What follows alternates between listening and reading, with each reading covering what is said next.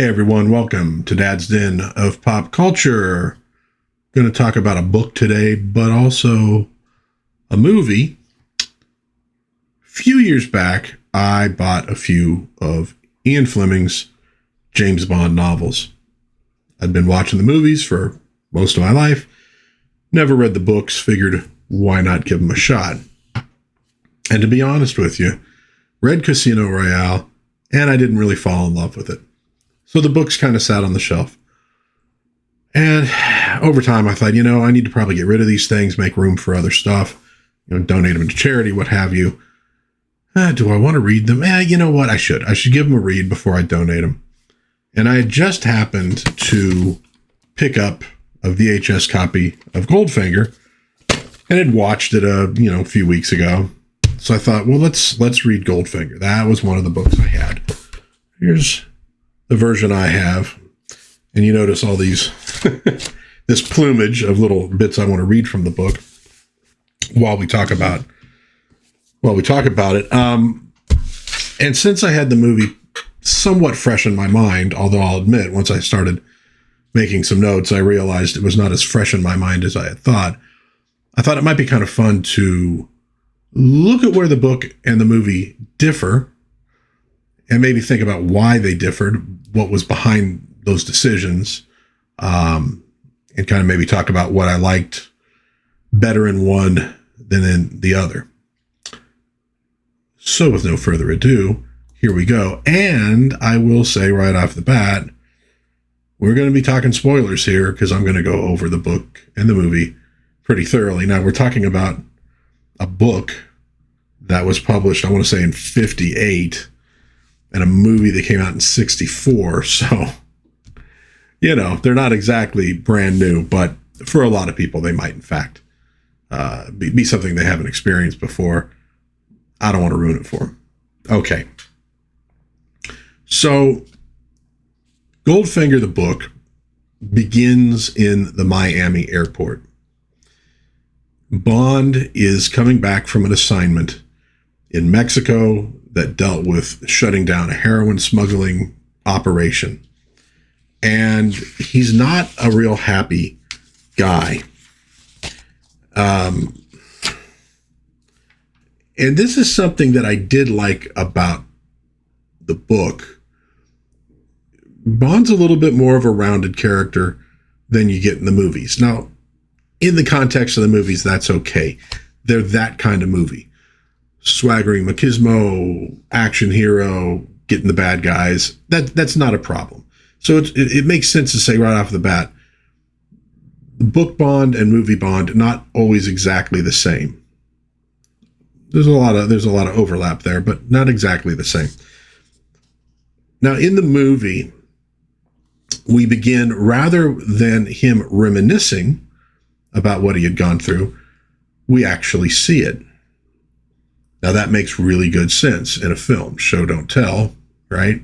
So we get him, setting this charge, going to this bodega, looking perfect, of course, because that was a big part of Bond. This was the time period when the Gentleman's Magazine, at that time more in the form of Playboy than Esquire, Playboy was starting to overshadow, was very much into the tuxedo, martini, fine wines, fine dining, fine automobiles, etc., tailoring. That was sort of the vibe at the time, and you do definitely get that from the Bond films. So we then have this scene with a woman who, you don't really get that in the book, but it's an opportunity to have an attractive woman who's half naked and a fight scene and all that good stuff. So in the book, it's a little bit different. There are no regrets that Bond has while he's doing that Mexican operation whatsoever. He kills the bad guy, makes a smart remark, off he goes. What we get in the book, though, a little different. Let me read this. A couple different passages here. What an extraordinary difference there was between a body full of person and a body that was empty. Now there is someone, now there is no one. This had been a Mexican with a name and an address, an employment card, and perhaps a driving license. Then something had gone out of him, out of the envelope of flesh and cheap clothes, and had left him an empty paper bag waiting for the dust cart. And the difference, the thing that had gone out of the stinking Mexican bandit, was greater than all Mexico. The death of the Mexican had been a finishing touch to a bad assignment, one of the worst, squalid, dangerous, and without any redeeming feature, except that it had got him away from headquarters. So, it doesn't sound like it as much there, but there's a few other passages where you see that he's kind of getting tired of the killing. He's tired of the death. Now, you also, right off the bat, let's say this. People have often said that, whoops, I'm overlapping myself with my picture, have said that the Bond character is racist and misogynistic. Yes, he is. He is. There's commentary on the Koreans in this book that is not very nice. And his attitude towards women, sometimes protective. Sometimes there's affection there, but only to a point. So, yeah, truthfully, that is. Now, they've talked about censoring this from the books nowadays. No, they shouldn't do that at all. Let it be what it is. He is, and by he, we're really talking about Ian Fleming. He's a product of his time, and people need to know what that time was and what people's attitudes were. And again, see that people are oftentimes not just the opinions they have that are not real nice. There's sometimes also other things to them as well. See these people as fully realized people rather than as stereotypes. At any rate, we get this reminiscing about this mission. There's some desire of him to maybe get out of the business. He wants to live.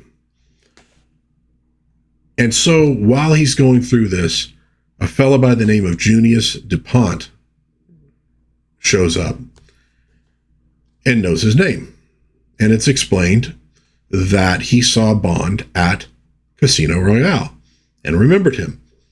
Knew he was a card player. Doesn't know he's a spy, of course. Bond is not real happy about being recognized, but he chats with this guy who's a wealthy man who has just sort of snuck out of Miami because he's been playing cards with a guy and losing badly and losing a lot of money. Now, he's not sneaking out on paying off, but he can't stand to lose anymore.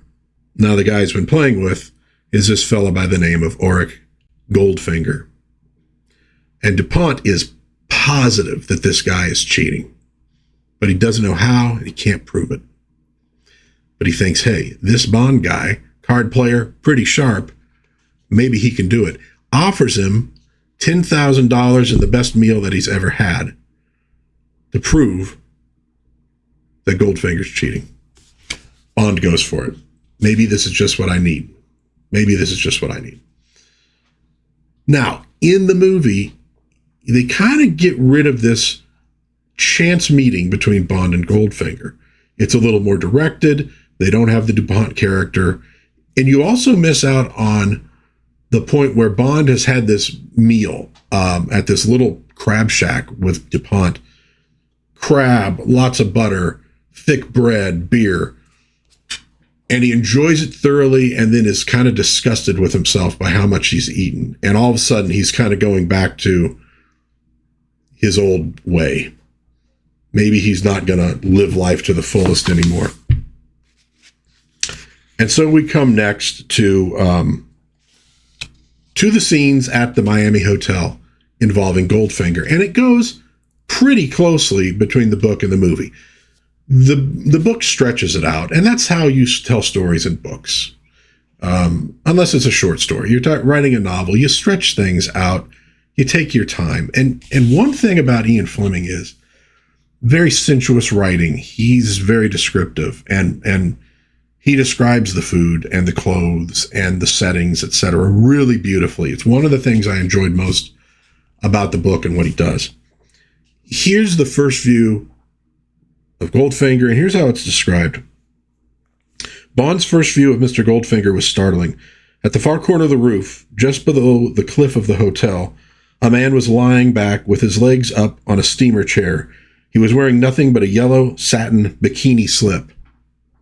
We were spared that in the film. Dark glasses and a pair of wide tin wings under his chin.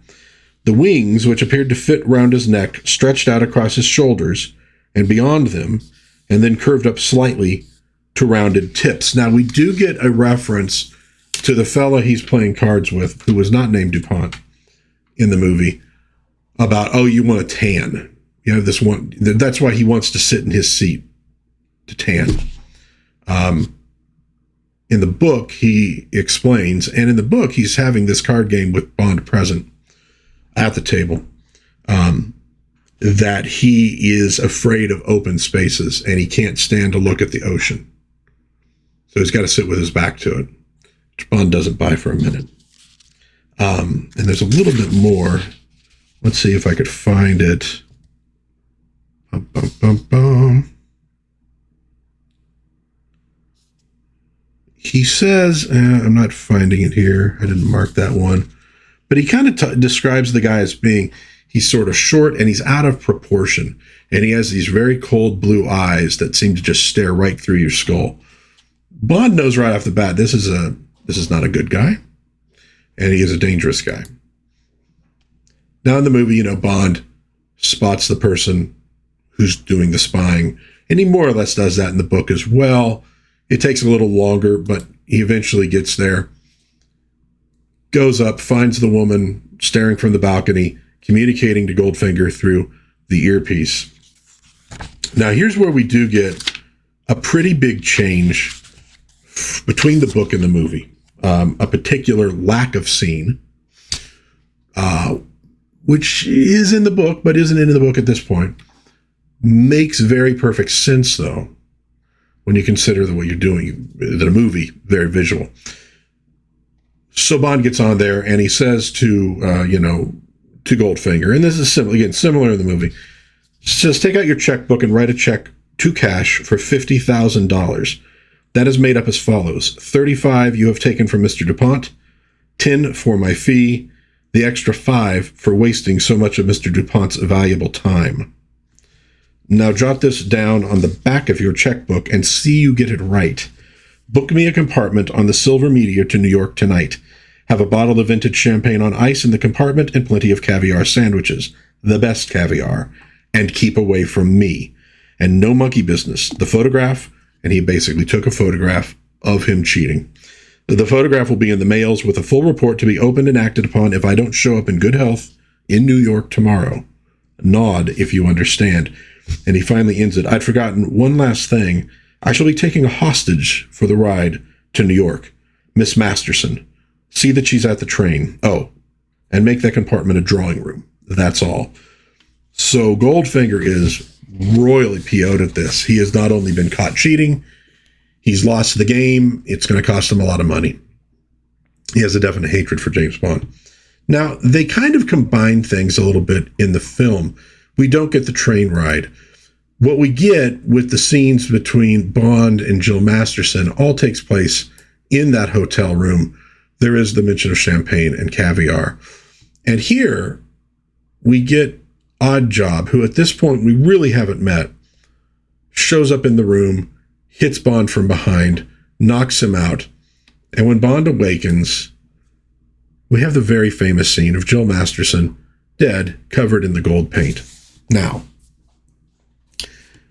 this is covered in the book, but it is the way that Tilly Masterson explains to Bond that her sister was killed. In other words, we don't see it. Now, if you're making a movie, you read that passage, you go, we have to see this. Visual medium, we've got to actually see what this is going to look like.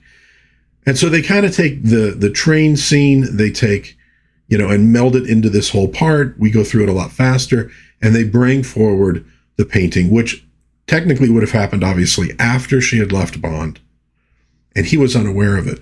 And he shows a great deal of remorse for this, as he does here. And it's one of the few times you'll see him show remorse. But in the book, he kind of calls it out specifically. I kind of screwed with this guy. more than I needed to, and I got this woman killed. Now, the fact is, he might have killed her anyways, but it does show there is a little bit of humanity in James Bond. Maybe not too much. Now, the way it is explained in the book goes as follows. He has a woman once a month. Jill told me this when she first took the job. He hypnotizes them. Then he paints them gold. Christ, why? I don't know.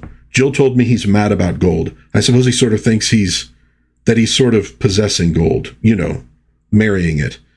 He gets some Korean servant to paint them. The man has to leave their backbones unpainted. Jill couldn't explain that. I found out it's so they wouldn't die. So there we go. So you kind of get that brought forward. And again, I think that's a change for the movie that makes very, very good sense. Again, because of the visuals, it just makes sense that you want to actually have people see this on screen. So in the book and in the movie, Bond goes back to headquarters in London. We get a little bit more of his time there. Here they cut more to the chase. There's this smuggling of gold going on. It involves this guy, or Goldfinger. We get an explanation over dinner of what's happening, how it's happening, and we need Bond to look into it. I'll be honest, I actually prefer the movie here to the book because it takes a long time to get there, frankly, in the book, and it was done a little more neatly here. So this, of course, follows with the golf game, it actually follows with the meeting with Q. You got the special car and blah blah blah blah blah. That's more of a movie thing than a book thing, at least at this point. So we follow up the golf game. Very similar between the book and the movie. But I will say this. This is one of the best parts of the book. Fleming, I think he takes like 2 chapters on it, really gets into the game. I know just enough about it to appreciate it. But again, it's this sort of sophisticated gentlemanly pursuits. And his ability to describe these things in a really loving and sensuous kind of way is a real highlight of the book. And that's something I really enjoyed. Again, it goes pretty much the same. There's the ball switch, because, and here, Bond is trying to insinuate himself into Goldfinger's employ, into his organization. His backstory is he's part of this, Universal Export. And, he's thinking about leaving the company, maybe moving to Canada and seeing if he can make his fortune there. He's trying to basically show, I'm very shrewd. I'm not to be screwed with. I'd be a good person for you to employ. That's kind of the vibe here. At this point in the book, his first meeting with Goldfinger is happenstance. And he tries to make it look as though this one is too, although they did discuss golfing during the card game. In the book, it's a little more abrupt. He's definitely sent there to figure out what Goldfinger's doing. So it's handled a little more quickly, but it's a great scene in the movie, and it's really well done in the book. And again, this is an important thing about the Goldfinger character from the Fleming standpoint. He cheats at cards. He cheats at golf. That's sort of, sometimes when you're trying to show how evil a character is, and you're going to at some point show him being really evil, but we're trying to work up to it. It's the little things, right? It's the little things. He, puts pineapple on pizza. No, that's a joke. I like pineapple on pizza. But in this case, he cheats at cards, at gambling. He cheats at golf.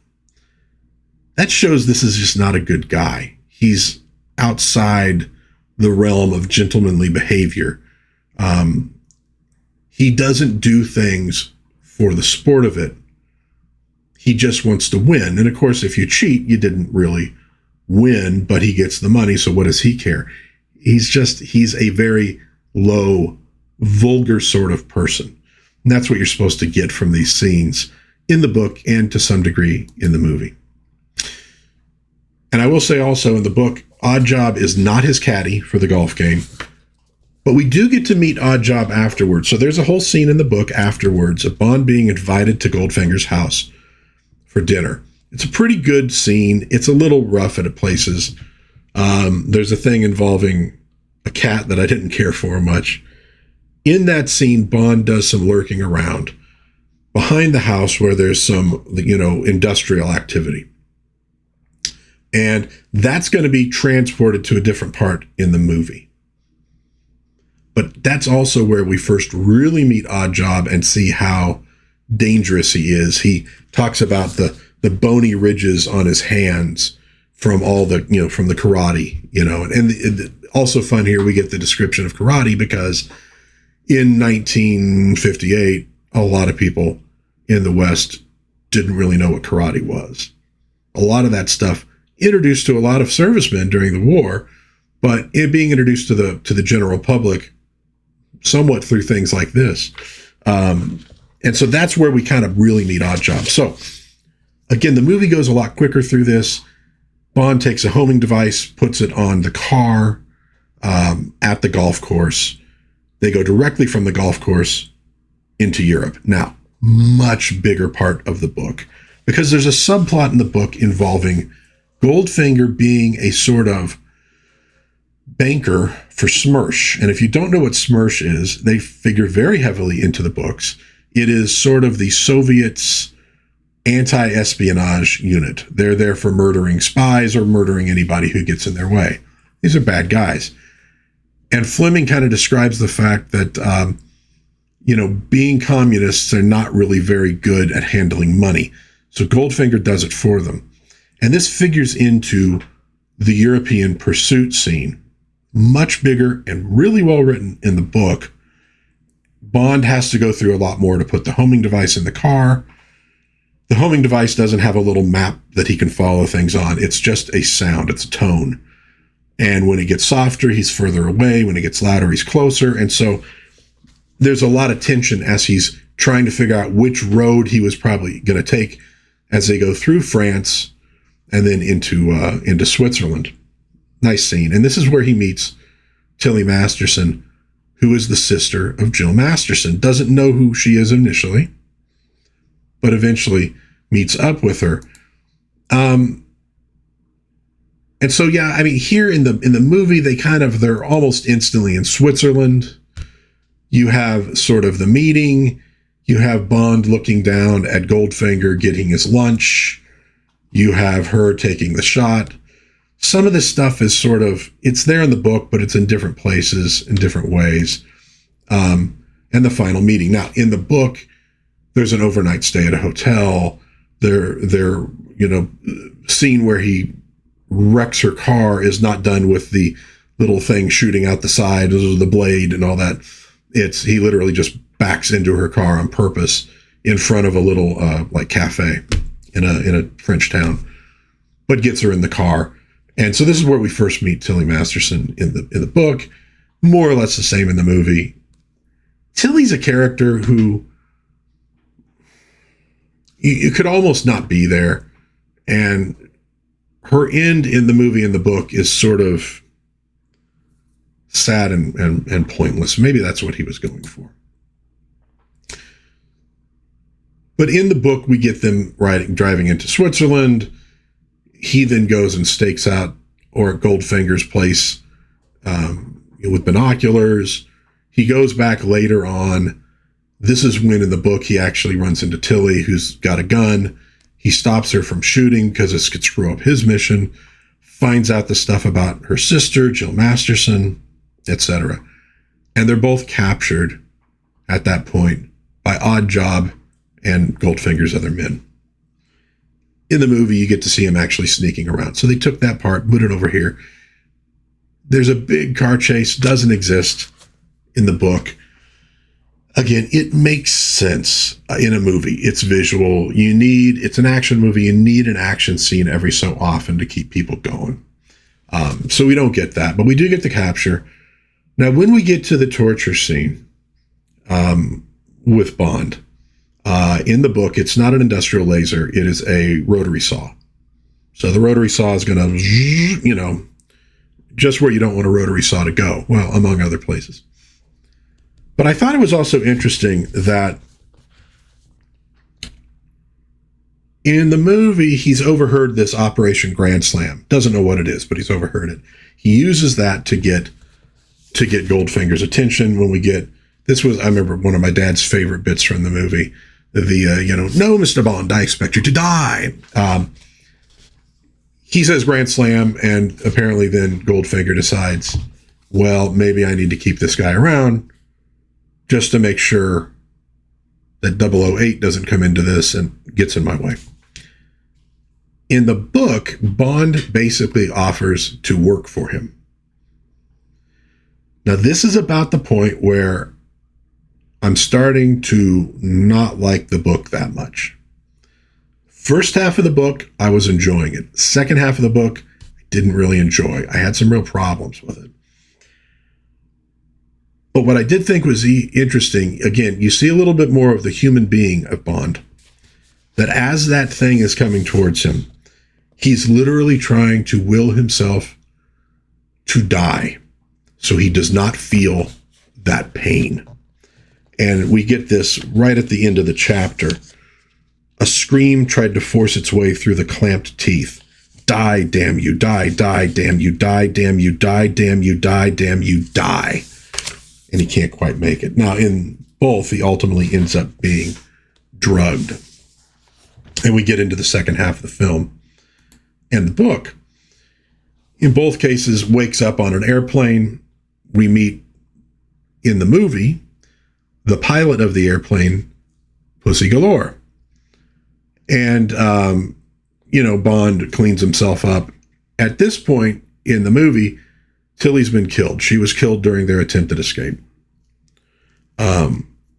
She has not been killed in the book at this point. They're both taken on an airplane, and they don't know this really because they kind of wake up after it's all over, to New York, some building by the river. And this is where in the book we learn about what Goldfinger's plans are. He's brought in various organized crime groups to take part in this. And it's at that point in the book that we meet Pussy Galore, who is one of the organized crime figures. And she is described, if I can find it here, as such. The door at the back of the room opened. A woman in a black masculine cut suit with a high coffee-colored lace jabot stood in the doorway. You see, again, that attention to detail.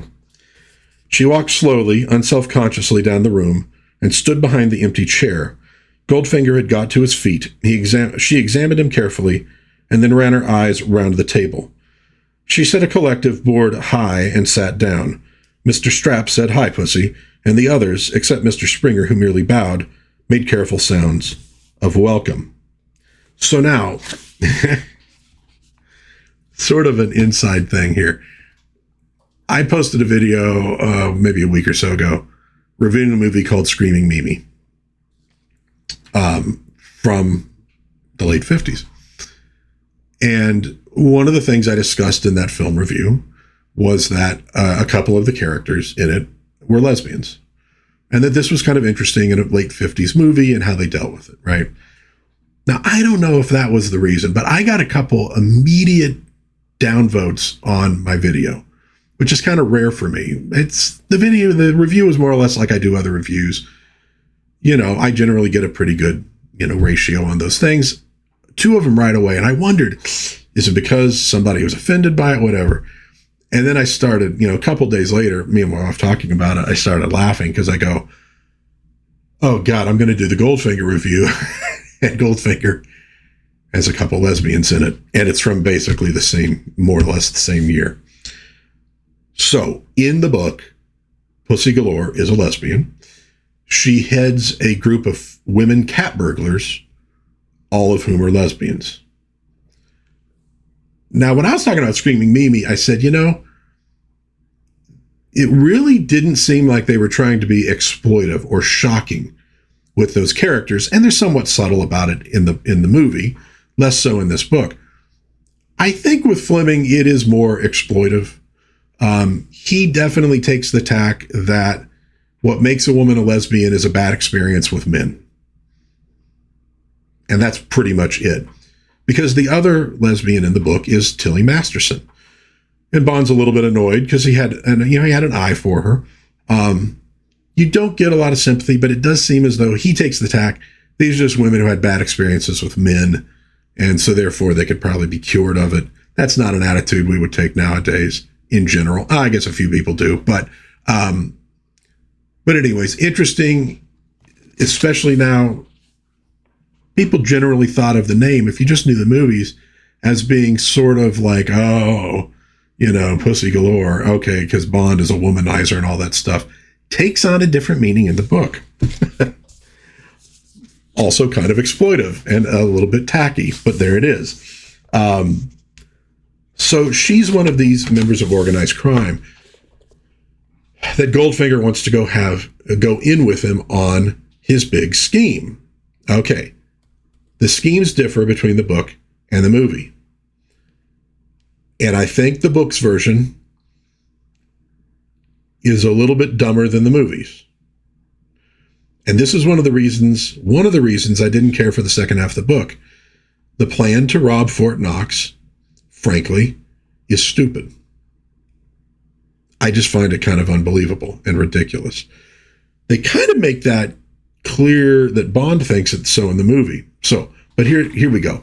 In the book, the plan is they're going to put sarin, the poison, in the water supply and murder every man, woman, and child around Fort Knox and all the people there. They're going to kill all of them. Now, he's telling his compatriots, we're just putting him to sleep. But he knows that he's actually going to kill some 60,000 people. That's the same book and movie. Although in the movie, they're going to use gas from these little airplanes that supposedly are going to have no problem flying over a military installation at all. Okay, that's pretty goofy. And that's where Pussy Galore and her women come into it in the, I know, and I'm already behind on my imagery. Here we go. Let's get to it. There we go. Pussy Galore and her lady flyers. Okay. Again, they're going for the sex and the stuff. Blah, blah, blah.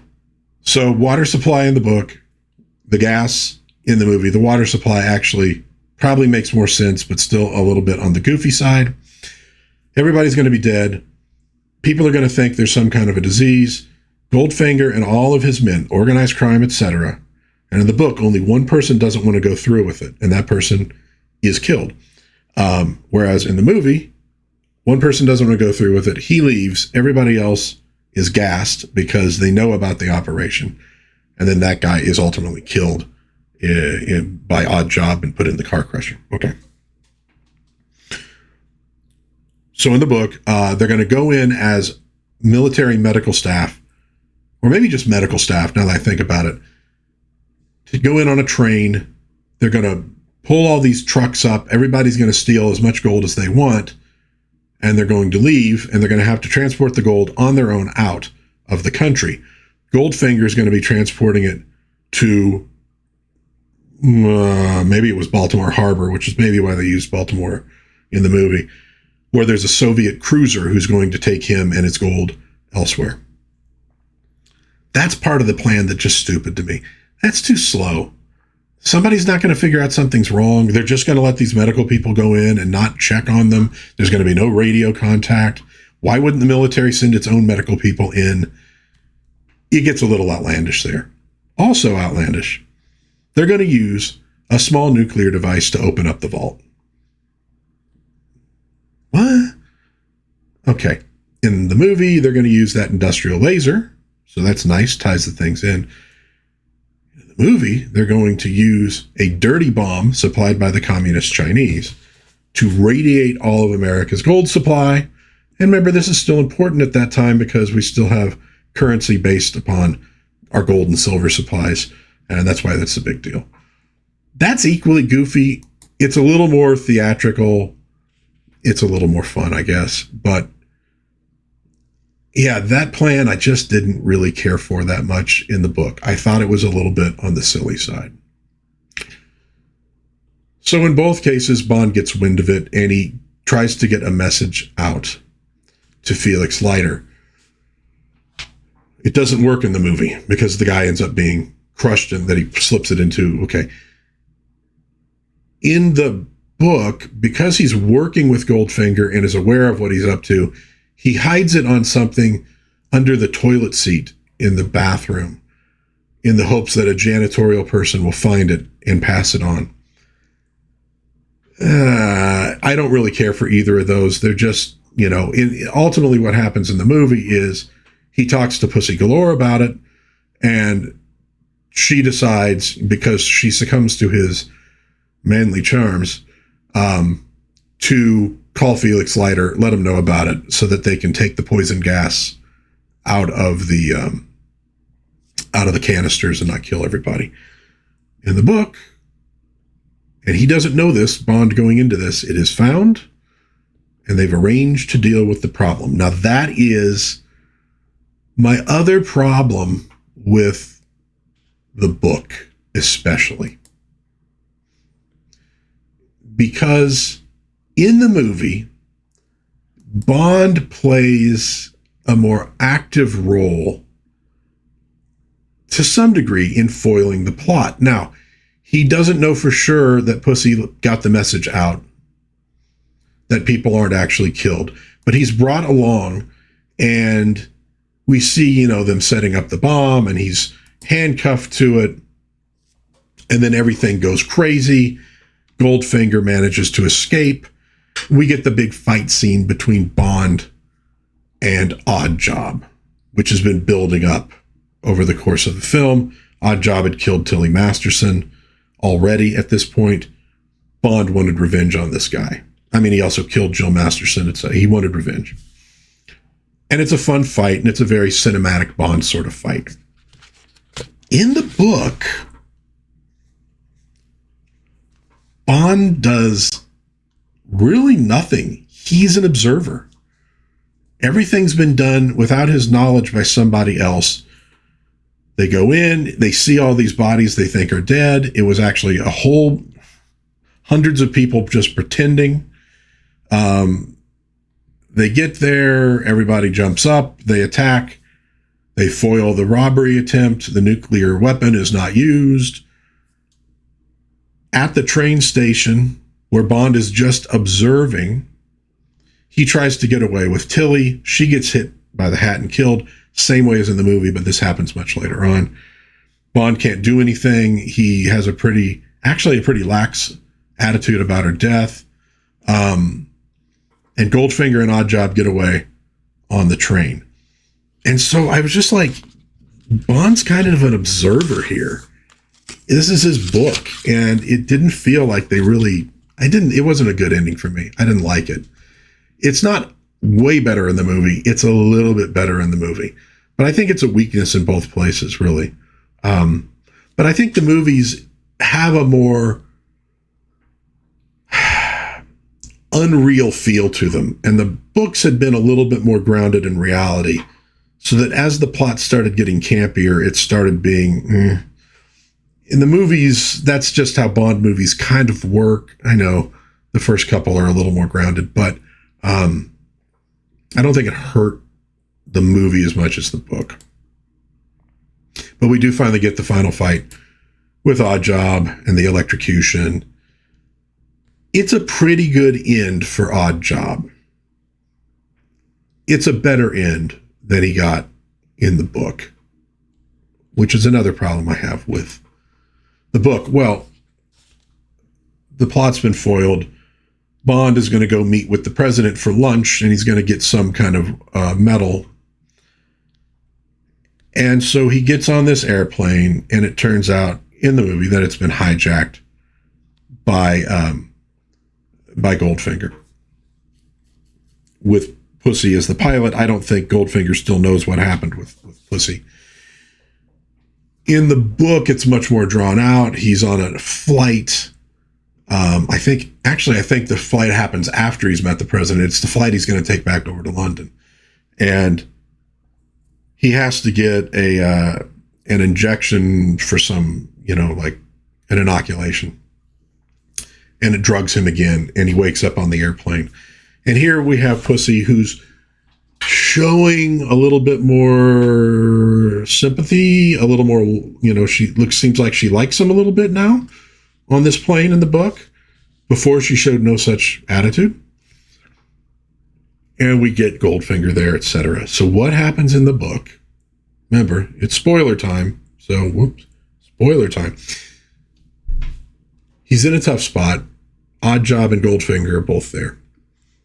He ends up using a knife to cut out the window, causing the depressurization, which sucks Oddjob out of the airplane horrendously. And while the airplane is going into its fall, he fights Goldfinger. Now, Goldfinger's end in the movie, of course, is being sucked out of the airplane. Kind of a goofy special effect. I actually like the ending of Goldfinger better in the book. So I will give the book that. Here's the passage. So there's the explosion. But then his knee thudded into Goldfinger's groin and his left hand was over the gun. For the first time in his life, Bond went berserk. With his fists and knees, he pounded the struggling body while again and again he crashed his forehead down onto the glistening face. The gun came quavering towards him again, almost indifferently. Bond slashed sideways with the edge of his hand and heard the clatter of metal among the seats. Now Goldfinger's hands were at his throat and Bond's at Goldfinger's. Down, down went Bond's thumbs into the arteries. He threw all his weight forward, gasping for breath. Would he black out before the other man died? Would he? Could he stand the pressure of Goldfinger's strong hands? The glistening moon face was changing. Deep purple showed through the tan. The eyes began to flicker up. The pressure of the hands on Bond's throat slackened. The hands fell away. Now the tongue came out and lolled from the open mouth, and there came a terrible gargling from deep in the lungs. Bond sat astride the silent chest and slowly, one by one, unhinged his rigid fingers. So we get a better end for Oddjob in the movie and a better end for Goldfinger, in my opinion, in the book. Because this is a man who was going to kill 60,000 people. I think, as a mass murdering scumbag, that's a pretty good ending, being strangled by Bond. Of course, in the movie, Pussy is at the controls of a private plane. This is a full-sized airliner in the book. She manages to get, the airplane, I guess, to some degree level or make a controlled crash. We end with them on this island. She's, hey, we're here, rescue us. And he's like, this is no time to rescue. Super manly machismo charm. And we get the typical kind of ending to a Bond film. The book. The book. I don't want to go too much into it. They sort of drop a bomb at the end of, for Fleming, what happened to turn Pussy Galore into a lesbian. It's a hell of a thing to give a couple sentences to. I didn't like it. And basically, in the book, and I guess this is, something fun, I don't know. Basically, she's now, attracted to James because this is the first real man she's ever met.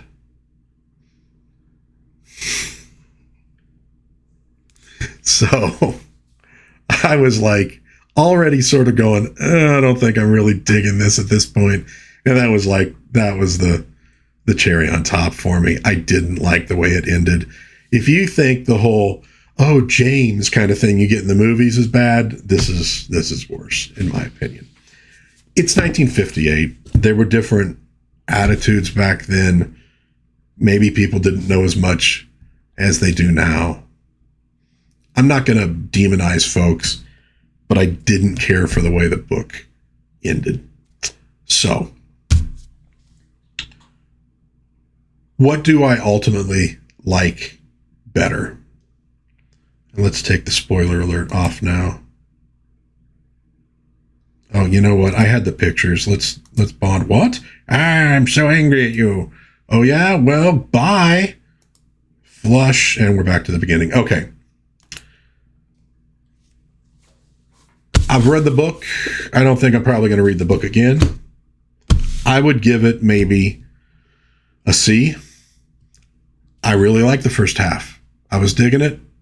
Descriptive, awesome. Second half, goofy, kind of dumb. Didn't like what they did with the Pussy Galore character in particular. Didn't really like the ending of Odd Job.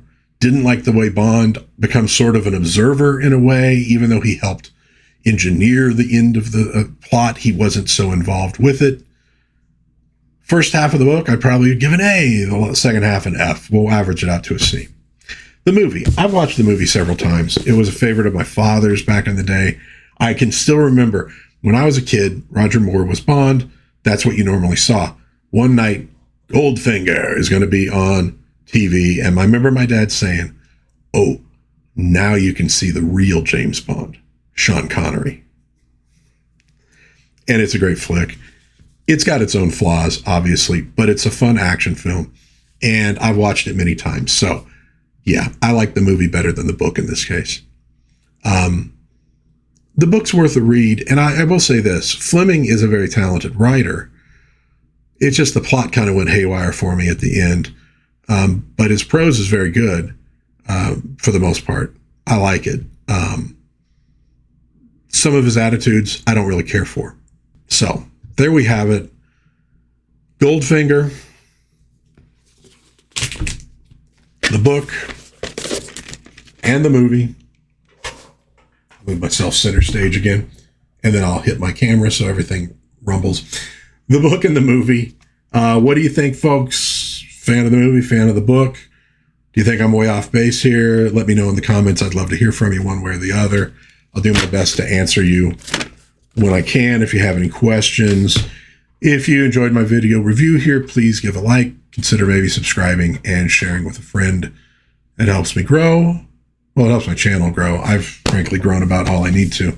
And I really do appreciate the views and your engagement. Whether you agreed with me or not is totally cool. I like discussion. It's awesome. So, yeah, let me know what you think. Until next time, though, God bless everybody. Please be kind to one another. Have some fun out there. And hopefully I'll see you soon again in Dad's Den of Pop Culture. Bye-bye.